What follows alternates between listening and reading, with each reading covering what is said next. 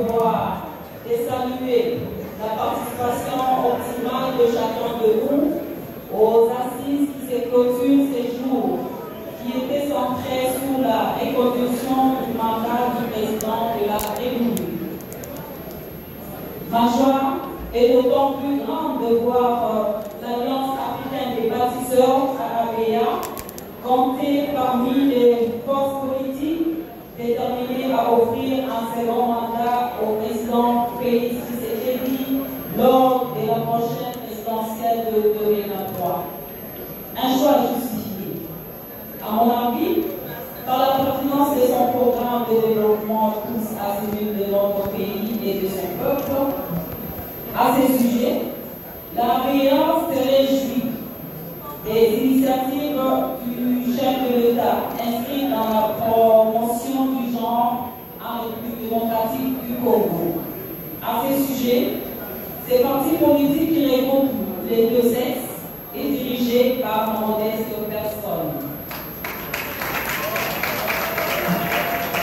En son sein, le parti réserve la parité entre cadres féminins et masculins dans ses différentes structures. Preuve que loin d'être un slogan creux, la parité est une réalité vécue au sein de l'Alliance africaine des bâtisseurs.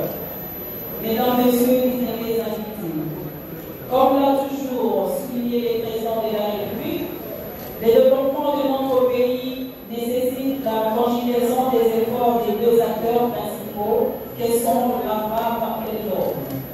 Prêchant par exemple, depuis son accession à la tête du pays, le président Antoine Tshisekedi a relevé le taux de la participation de la femme au sein de l'équipe gouvernementale, passant ainsi de 17% à 27%.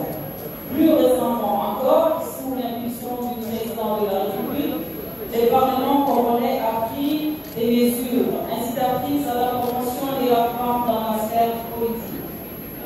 Il s'agit clairement des innovations apportées dans la nouvelle loi électorale qui accorde des précieux avantages aux partis politiques qui appliqueront la parité des candidatures aux élections législatives, municipales et locales.